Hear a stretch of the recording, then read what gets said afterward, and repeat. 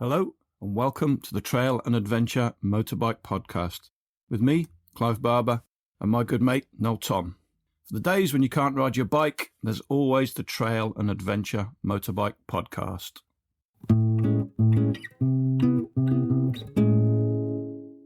So, mate, you normally fucking hate things like festivals. 10,000 people, that's your... people drunk, drinking beer, that's your worst nightmare, but you actually seem to rather enjoy it. Pause. I gather my thoughts. Yeah, it was good. It was frantic. I said this over and over to people, but from the moment I got there, the noise of it, God, it was just endless, wasn't it? And the fact that it had seaside wind all day, every day, that was quite wearing, wasn't it? But yeah, I did enjoy it. It was great. The bit I really enjoyed, jumping straight into it, was the bit of the filming bit was a surprise to me, where you were often gathered up willing and unwilling volunteers off the TRF campsite. We should explain to people what this is. Yeah, so basically... Yeah, we should. The reason we went effectively was not just to enjoy ourselves, though we did, it was basically to do some filming with the TRF, because they're making 3 short films on promoting the work that the TRF do to show people that we're not all just motocross hooligans that go out and destroy the trails and do ridiculous things. It's all about, A, what the TRF does, but also what trail riding does for people that do it as well. People, I don't know why it surprised me, but I think it was just because everybody spoke on camera. They were just thrown into it and asked 4 or 5 questions. And without exception, over about 3 hours, everybody spoke brilliantly. It was very, very interesting, that. We were quite selective about our audience, though, because we only went and talked to people within the TRF village, didn't we? Because we knew that they were members of the TRF.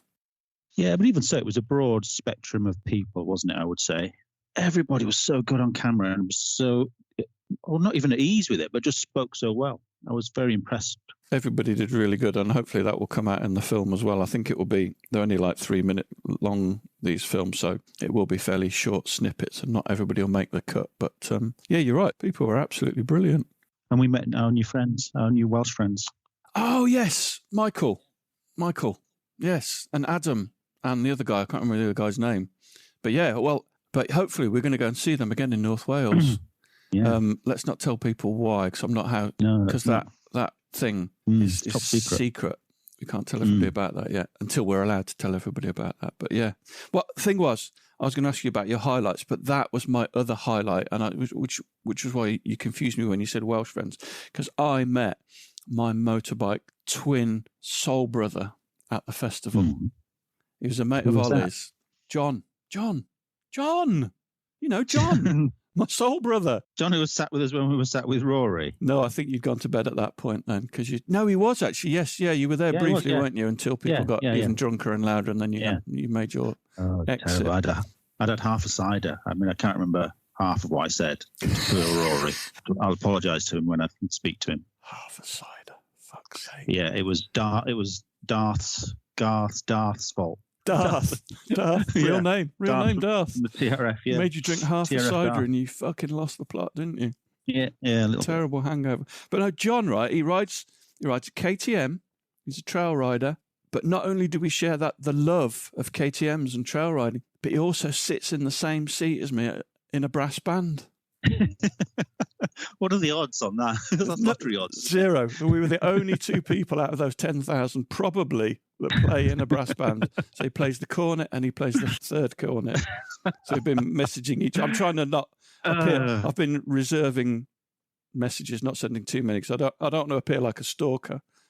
When he broke the news, were you like high-fiving and rolling around on the ground with each other? Not quite. We were both pissed, but clearly delighted. We'd found each other.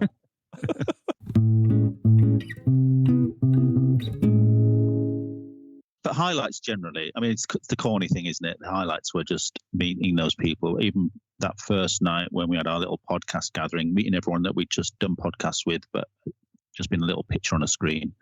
That was very exciting. Really weird seeing people that are so familiar, but you've never met them. Yeah. And that just weird. Yeah. Instantly best mates, though. I absolutely loved it. So there was the people that we'd done on the podcast that we'd never met. And there was a bunch of people that we sort of on a chat group with that we met as well for the first time, which was really nice. And then just the other highlight really was just meeting other people that just came up to talk to us because they listened to the podcast. That was just awesome. And there were so many of them. They must all have been there. We can never stop doing this podcast now. People like it. The hats worked. Yeah, because it's not as if we get our faces out there very much, is it really? Because this is The baseball caps, they're not official merch, are they? You've just got one for you and one for me. Yeah, so basically I knew Austin Vince wouldn't want to wear a T-shirt and I wanted to send him something, so I thought I'd get him a patch made to put on his overalls.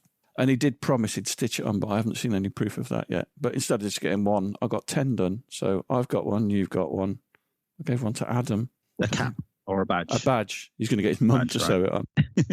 So I sewed yours and mine on cheap baseball caps very badly. Probably we should have got Adam's mum to do it as well. So other highlights. I didn't see that many presentations because we were kind of filming for quite a bit of it. But Austin Vince, I think we caught the last 40 minutes of. He's so good. So good. Even his off-the-cuff stuff is just fucking hilarious. There's a truck drove by with a funny horn, and it was about 10 minutes and about 5 excellent jokes just off the top of his head. I took a few photographs and sent them to him because I just thought maybe he doesn't, maybe he does, maybe he doesn't. Maybe he doesn't get loads of photographs of him doing his thing. But I just thought it would just be nice to send him a few, and I sent him some, and he kindly replied to say thank you for them. But he said he doesn't get, as I said, how great his talk was and how moved people were by the conclusion of it because it's got a great summing up at the end of it.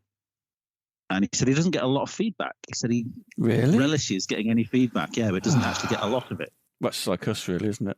You thrive on it. When you do something, it's just nice to hear that you're doing a one-way communication. You kind of do wonder whether it's worthwhile. But he's just the best. He did actually say to me, I went to chat to him on the Thursday night when I got there just to say hello while it was quiet. He's going to get us to write his obituary and his tombstone because we said such nice things about him. I thought it was a lovely touch. And he gave me 100% groovy badge.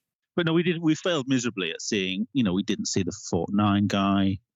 We didn't see any of Lyndon's talk, which people enjoyed. We didn't see most things, really.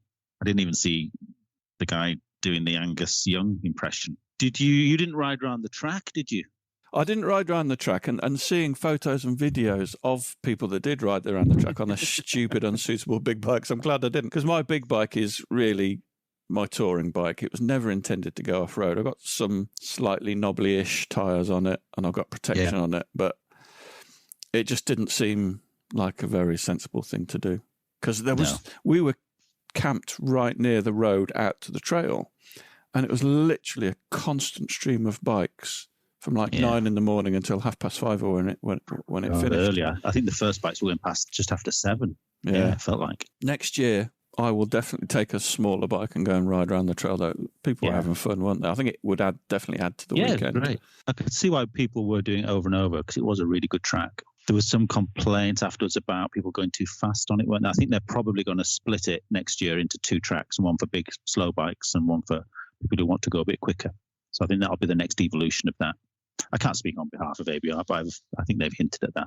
Yeah, very impressed on the way out that I sensibly put my bike down on a trailer and camped in my massive camper van for the weekend.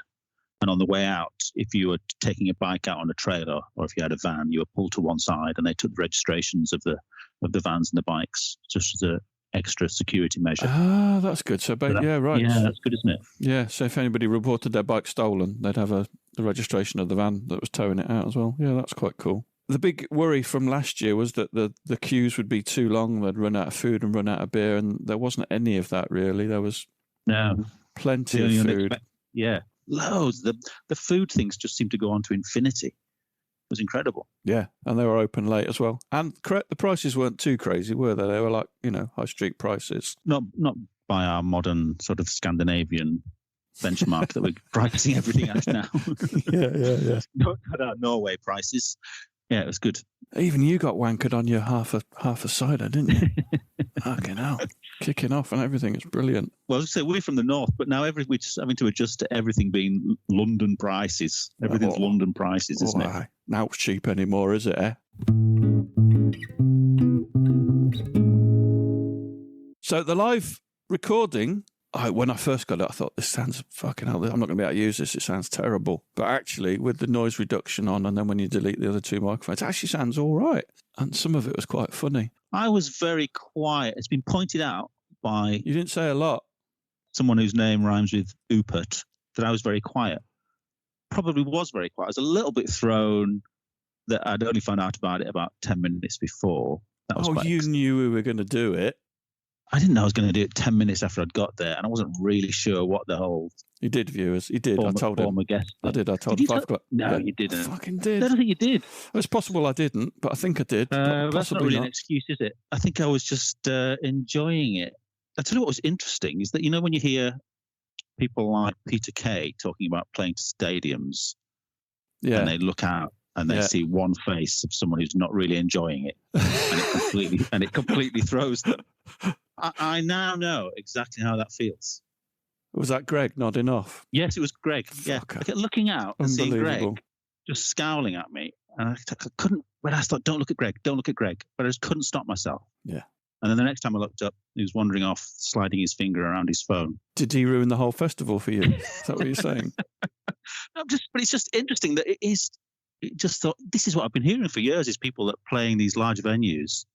By the way, just to make it clear, it wasn't a large venue with thousands of people there. Quite one of the 12 people there would rather be somewhere else, and that's absolutely fine. But you say that, so I really hadn't done a lot of preparation. I wasn't really sure what we were going to do, and it occurred to me the night before. Right, everybody that comes, imagining there to be between 10 and 20 people, has to come on and tell us a funny story and be on the podcast, which is what we did. So that's the only level of planning I did, and then I sat down, and then there was like a moment, there was like that 20 people just looking at us going, be funny, be funny, be funny, be funny. And I absolutely got like, oh fuck, I have no idea what I'm going to say or do. So I very quickly drank half a pint of beer and then just got on with it. And you did a great job. Well, we'll let the viewers be the judges of that. So it's coming up in a few minutes. But I think it's all right. I think with some, I was really pleased with the people that came up and told their stories. It's quite brave, really. Great. It really, it was. Some of them were very brave to get up and tell their story. Well, because the stories were shit. Nobody had a shit story. They were all pretty good. No, they didn't. No, they were great. Yeah. They were great. It's awesome. They were great. So thank you to everybody. But seriously, a massive thanks to everybody that came along on the night. It was really good fun. And also a massive thank you to ABR for their awesome festival. Tickets are back on sale now. I think it will sell out again for next year. I think it will sell out much sooner because of all the problems that were reported the previous year have completely been ironed out. I hope they don't try and make it bigger. It seems perfect the way it is. I had an absolutely great time. I loved every single minute of it. Loved meeting lots of people. It was good. Hopefully see you there again. And now, here's a live podcast. Here we go.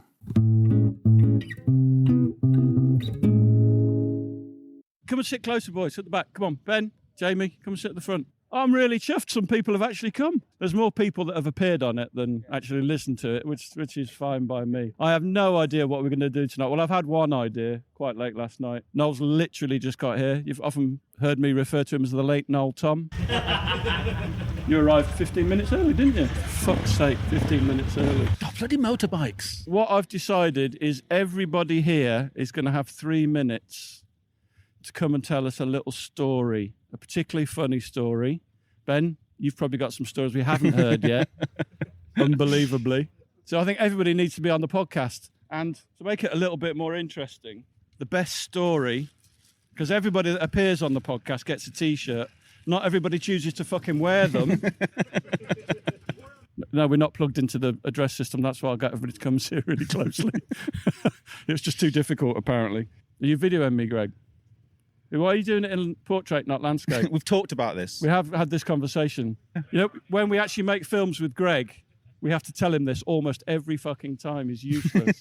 What do you think of the show, Noel? Well, I didn't know anything about the show until 15 minutes ago. So I haven't made any notes or anything. Normally, I'm really well prepared for this kind of thing. So who wants to come and talk to us? First of all, Adam, are you going to come and tell us what happened today on the trail? No, come and tell us. So, I don't know. I don't know if you heard the last episode we did, but we spoke to Bryn from Adventure Bike Rider magazine about the event, and we talked about the trail, and we jokingly said, I know you asked the question, what are you going to do about people like Adam? Safety. I was very interested in safety. People that come along and ride like fucking idiots. Adam. And what happened today, Adam?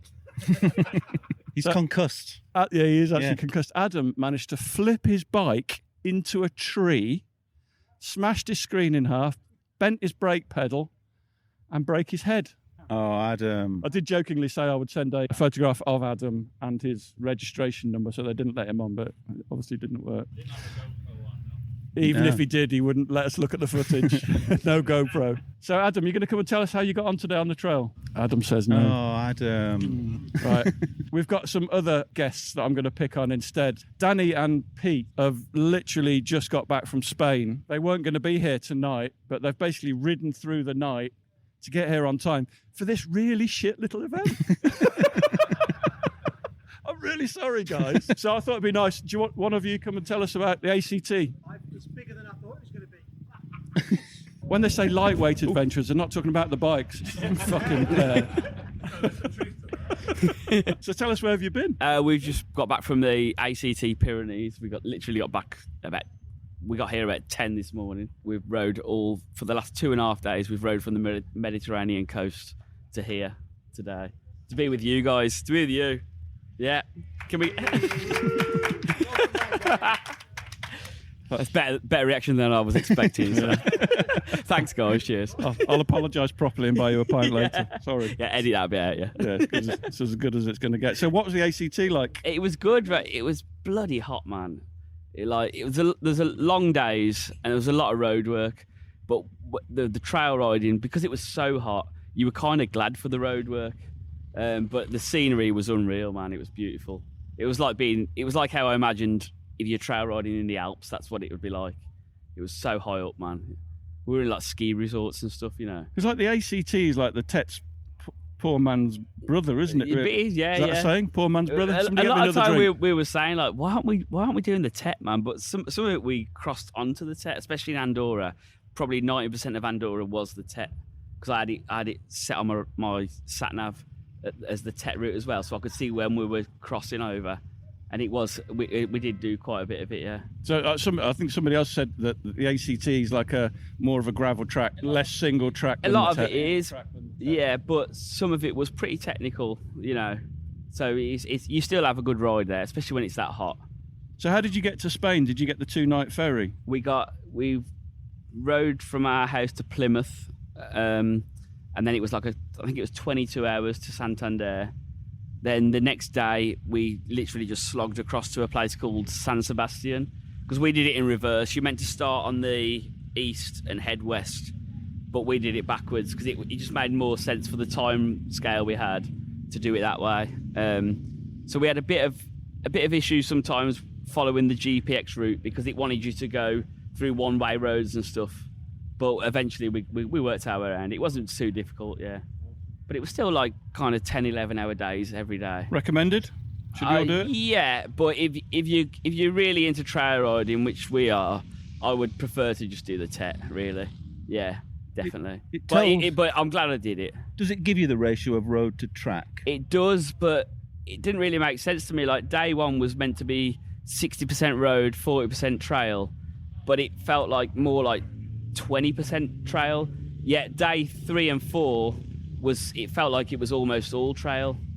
So, and sometimes the sat nav's telling you you're on an unpaved road, but it's tarmac. So maybe they work it out that way. But yeah, it's definitely worth doing. I'm glad I did it. Like day 3 especially was amazing. Did anybody make an absolute monkey of themselves? Yeah, me. Yeah. Tell us a story. Day 1, I was giving it the big one, and we got in the... Always day 1. Yeah. Literally first trail. And it was... When it's that hot, you don't expect to find like deep mud, do you, in Spain? No. But the first mud patch I hit, I was fucking on my arse, you know, like a right twat. So. Yeah, at least you haven't got a film crew following you. Like. Yeah, well, luckily that wasn't on camera, yeah. So.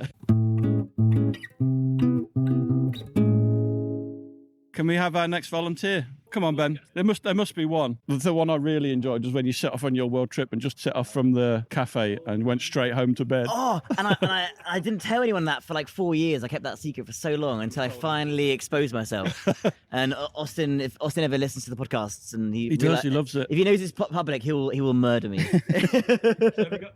Have you got any other good stories? I'm trying to think, because I obviously had a few beers, so I don't remember what I actually said on the podcast. Maybe you should tell us about you and Jack and Henry and... Actually, I've got 2 stories. I just remembered it. So last year, when I was on stage, Billy Ward's, at the end of the talk last year, they opened it up for questions, and then Billy said, I've got a question, and he asked me, he said, where do you... But bear in mind, I've been to Urban Rider and bought all this lovely gear because I wanted to look like Steve McQueen, because I got a new Bonneville 100, and I wanted to look like a cool douchebag hipster, and so basically got all these clothes, and so I was so happy with my outfit, thinking I looked really cool, right? Then Billy Ward goes, I've got a question for Ben. Where do you get your gear from?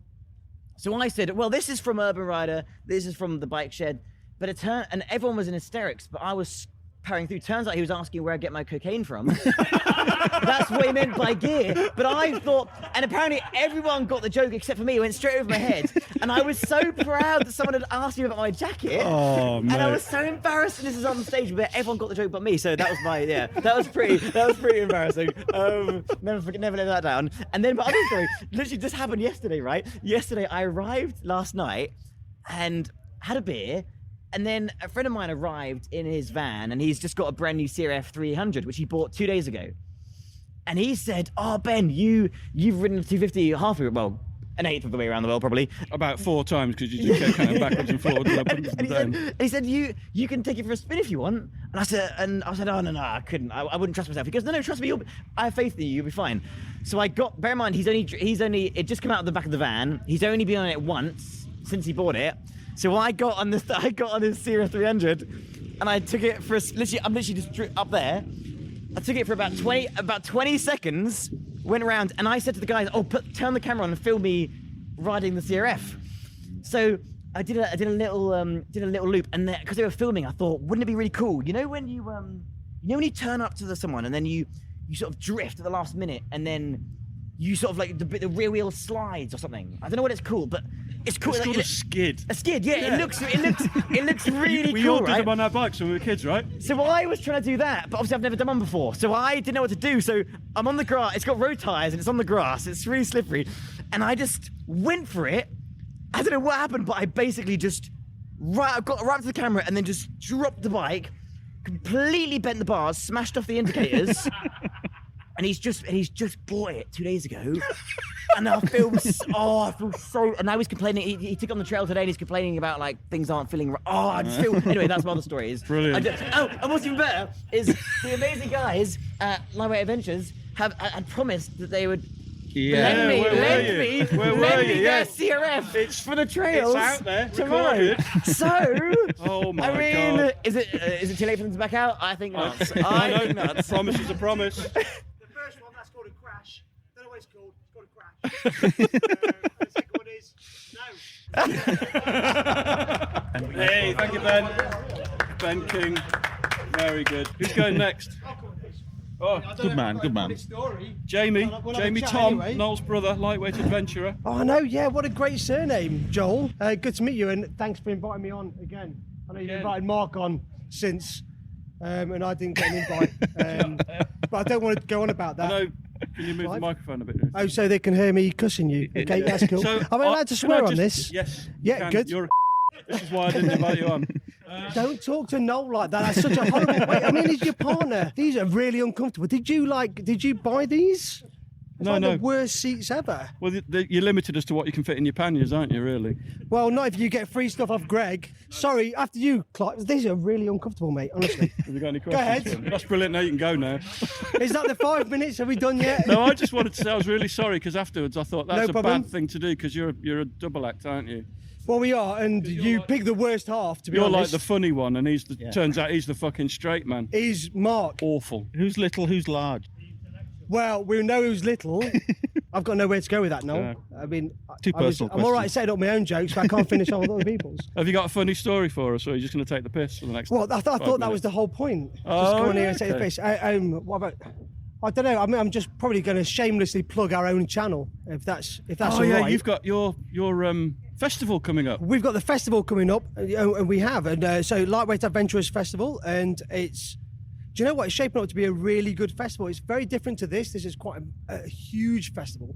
There's loads of people here, isn't it? So many people. Massive. We've been listening to like some of the stages of like the real presenters, and that's been really good.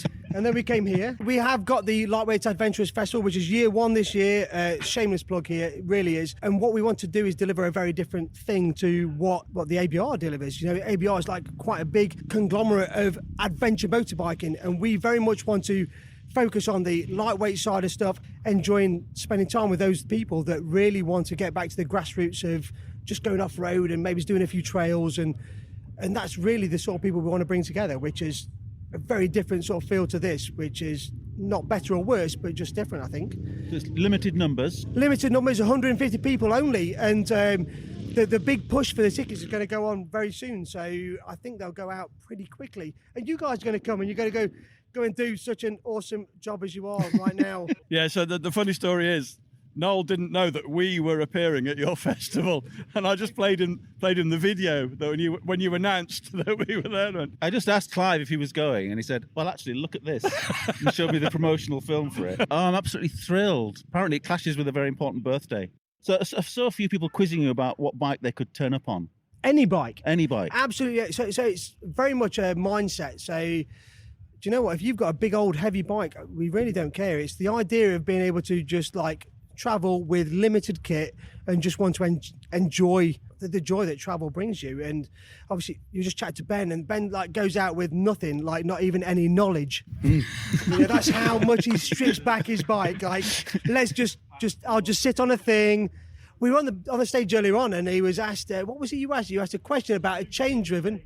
Sorry? Yeah, lubricate. Apparently he remembered to lubricate his chain after about 8,000 miles. And someone said, "Did you think you were on a shaft-driven bike?" And he went, "I don't know what that is." That was very funny, actually, Ben. Congratulations. And that is the limits to what you can strip back all the useless baggage that you take with you on an adventure. And do you know what? That's really what our festival is going to be all about. Is just anybody being able to get involved.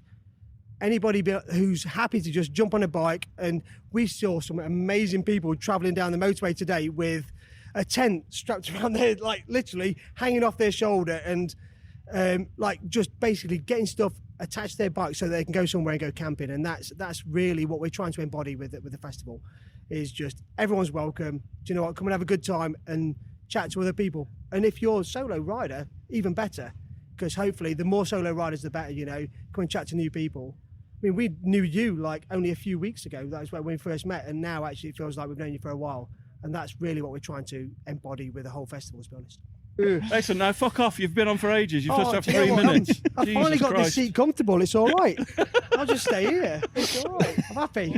It's loads more comfortable than those seats over there. They cheap seats with free stickers. Yeah, you got a free sticker. 27p sticker. they cost me each, plus postage.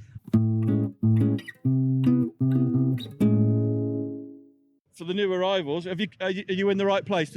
The Trail and Adventure Motorbike Podcast. Fantastic. You're in it. Today you're in it. You've got to come and tell us a funny story. So who's going to come next?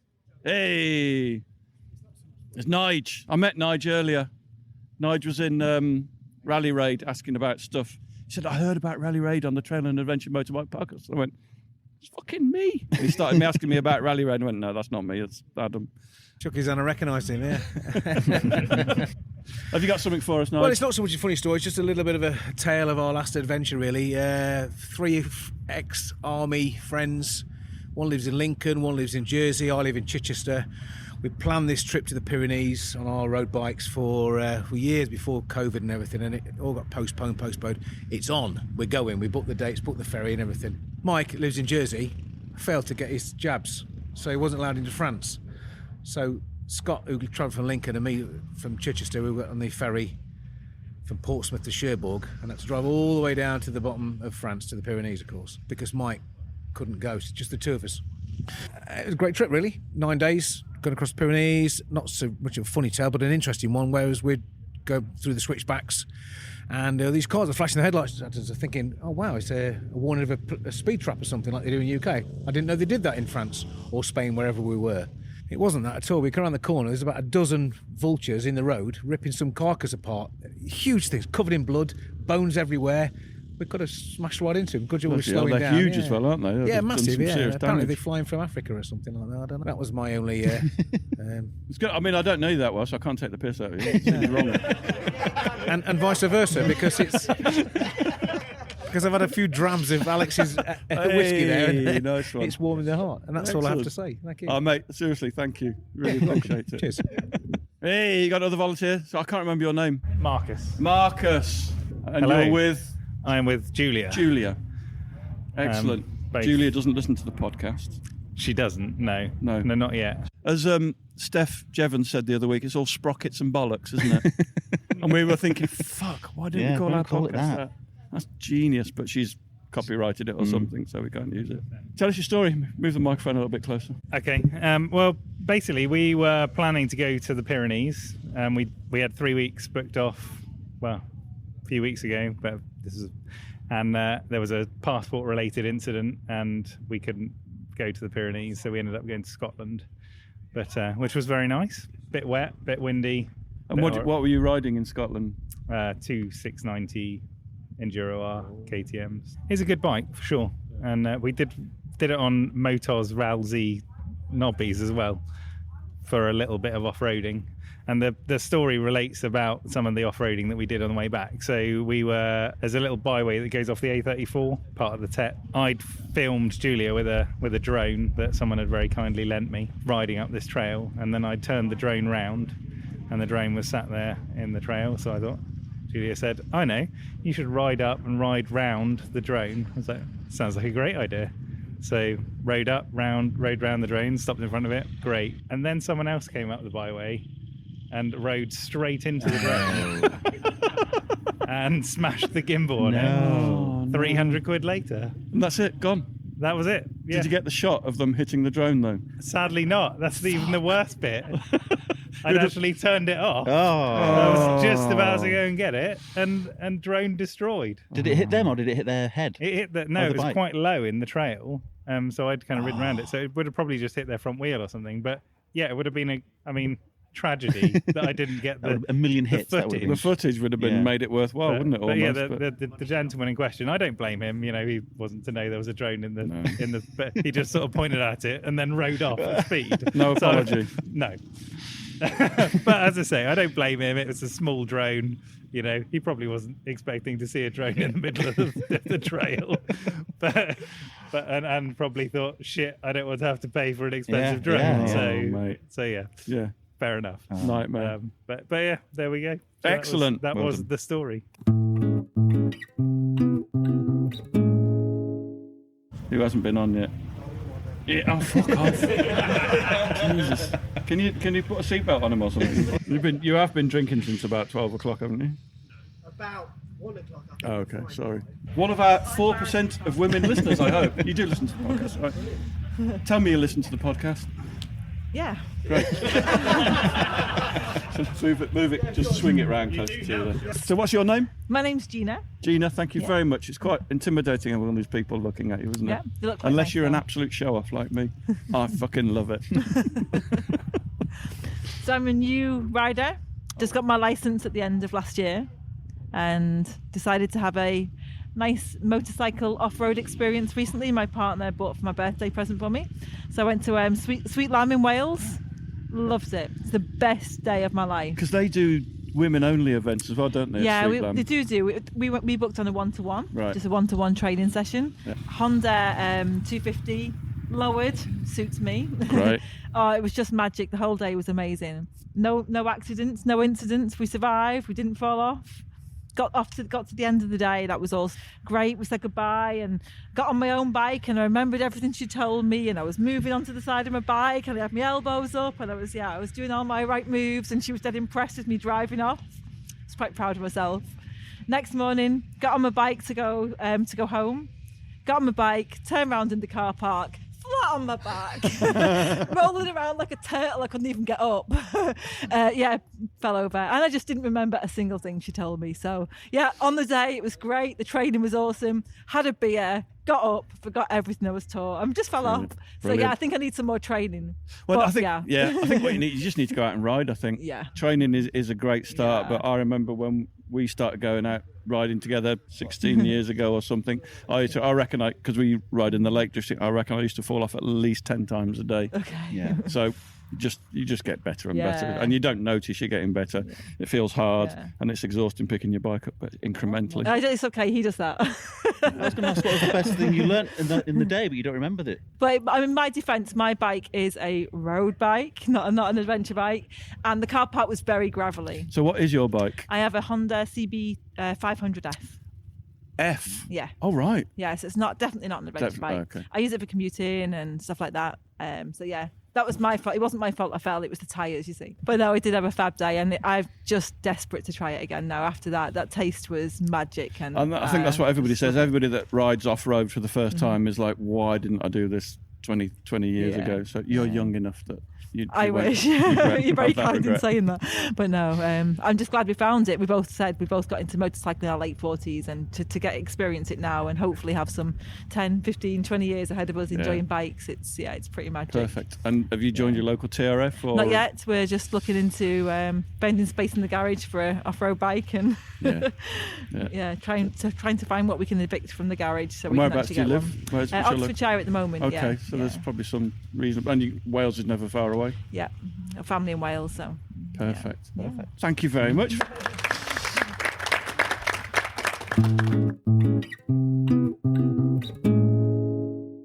Alex, I met Alex earlier. Yes, I think I've actually listened to all the podcasts, so which helps. Have you actually listened to all the podcasts? No, no. It's like the guests were getting better and better, and then I'm on, and it's just come crashing down. We've hit a rocky bottom now. Yeah, so I don't think I've any funny stories.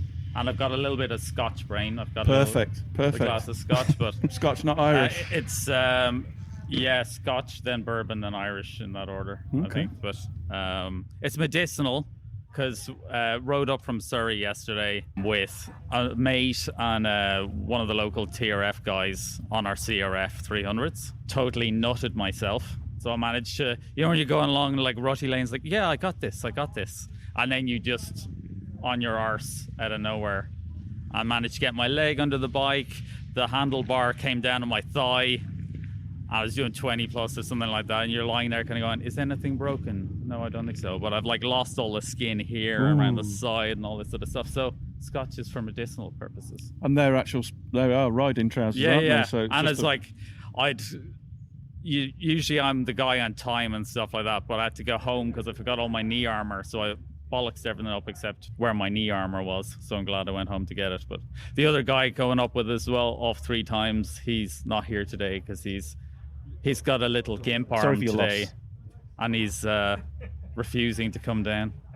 I do wonder how many people crashed on the way here. Out of 10,000 people, how many people didn't actually make it and are now in hospital?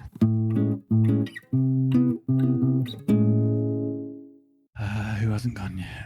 It's like some sort of AA meeting, isn't it? It is, isn't it? Yeah. Oh, Sandro. Welcome, Sandro. Thank you. You got you got a tale, a funny story? I've got a little bit of a tale. It doesn't really involve trail riding so much. I'm part of a little riding group. They call themselves the Adventure Bike Crew. So one of the guys very graciously hosts a meet in the Peak District each year, a guy called Stevie D. It was a couple of months back, and he'd arranged for us to have access to a private campsite, and he very kindly let me sleep in his camper van on the drive. So I was meeting, I'm quite new to the group. It was been invited through somebody else, so I'm quite new. I'm the new boy, a bit of a privilege. So I was meeting a lot of the guys for the first time, and rocked up at Stevie's house, got onto the drive, put my kickstand down, went to get off the bike, and kickstand broke. Flew off the bike sideways. KTM, any chance? No. It's on my SWM. It's renowned for having very, very poor stands, but it had a modified DRZ 400 stand on. Yeah, so off the bike, straight in the side of his car. No. Oh, shit. So this is somebody you hadn't even met, really? Well, I'd met Stevie before, but I'd not met his car up close and personal. He's normally been on a bike. Fortunately for Stevie, He's a body repair person. So. I was so lucky. Yeah. So he wasn't too upset then? No. Very, very gracious about it. What broke on the stand then? The bolt or did the stand snap? The stand itself, a bit fatigue, unfortunately. Second-hand stand, don't know quite how old. I had to cut and weld it to make it fit my bike. Unfortunately, most of my offs seem to happen at 0 miles an hour. Great on the trails, stop, fall off. And for the rest of that weekend, it became a bit of a standing joke because nearly every time I got off the bike, I nearly fell off. So I have a problem just getting my leg back off the bike. Happens to all of us. No. Good one. Thank you. Thank you, sir.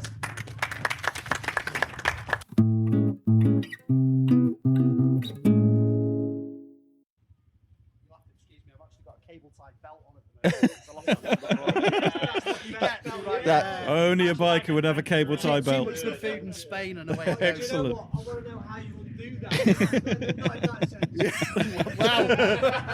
A few more beers, yeah, no problem. No problem. He'll show you, not just tell you. Yeah, so this is. I think the cable tie belt's funny enough, to be honest. That's the story. I've got a cable tie belt on, yeah. There's improvisation for you. Yeah. This is kind of 4 years ago. Don't touch the microphone. Sorry.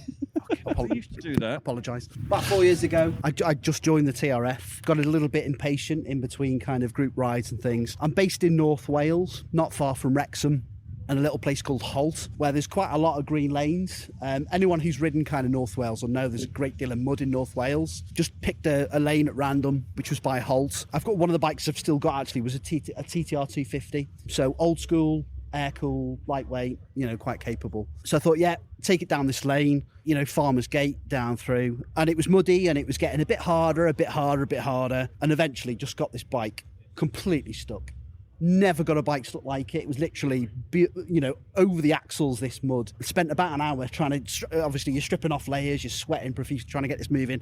No. So I thought, right, well, the only way I'm going to get this out is to walk back to the farmer's house at the start of the thing. Knocked on the door, and what I presume is the farmer's old lady came to the door, farmer's wife. She was very Welsh, and I don't speak any Welsh.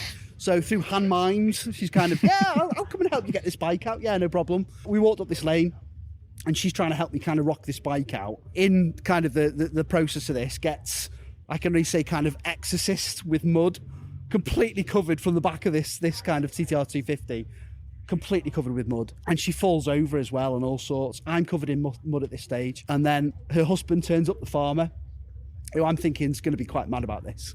Anyway, he comes up, and a really sound guy. He does the same, try and get this TTR out.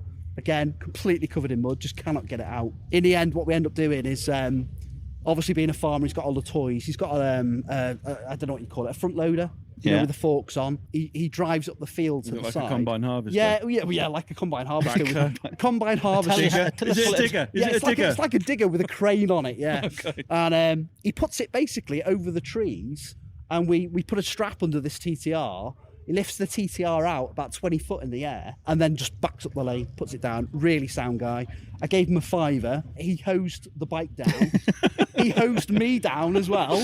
And I think his missus as well after it as well, because she was just caked. Wow. A free mud bath. And I gave him a £5 for a pint of beer, and he said, yeah, no problem, just buy British. And off I went. Buy British. Buy British, yeah, no problem, buy British. Fucking Brexit. Yeah, buy British. Yeah, and then he went off to tend his pigs or something, and then that was it. But yeah, brilliant. Yeah. Excellent. Cool. Thank you, Pete. No worries. Hey. £5. That's outrageous. But you wouldn't charge that, would you? No.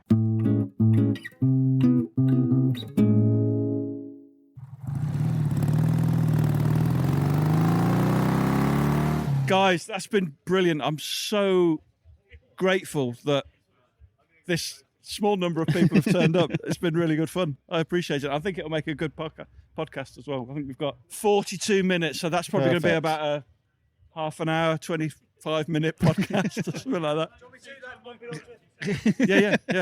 Sorry, it's Mark from the Lightweight Adventurers here. I'm not gonna nick the limelight. I just want to say thank you to Clive and Noel, actually, because the one thing that you guys have done on our podcast is bring the riding community together, and that's something that Jamie and I utterly love. And so the one thing that we really were surprised about when we came here is all the different faces that we saw, and we recognised, obviously. So we recognised you guys, and Greg was here before, and clearly yourselves. And I don't think that happens enough within our community, bringing everybody together. Everybody's perhaps in it for themselves, or dare I say that. But actually, the lightweight riding community is a bit of a niche, isn't it? Where we tend to support ourselves a little bit better. So just wanted to say thank you. Thanks, mate. Thanks, Appreciate Mark. it. Having said that, we've monetised the podcast now. You may have noticed we've got adverts in the podcast. Did I just say thank you and now you're monetising it? But we're fucking rolling in it. In the last month, we've made $14. 14 whole dollars. 14 whole fucking Anyway, dollars. so once What? I've said thank you, can I come round to your Winnebago? Oh, we're not staying here. We've got a big hotel outside the park. No, honestly, apologies for the adverts, but it just seemed a bit daft not to. It's not about us, but I just want to say thank Seems you as to well. Right, fucking brilliant. We're going to stick around here for a bit, and then it'd be nice if you could all help move the chairs back and put the benches back in where they came from. People need them. Yeah, they get some proper. We're going to be back in the church. Yeah, for Sunday. Yeah, the vicar's going to be coming in there, and then we'll hang around here for a bit, chat with everybody, and then join us in the main bar for a beer. Noel probably won't be there because he doesn't really drink. Tea. Thank you so much for coming. I really appreciate it.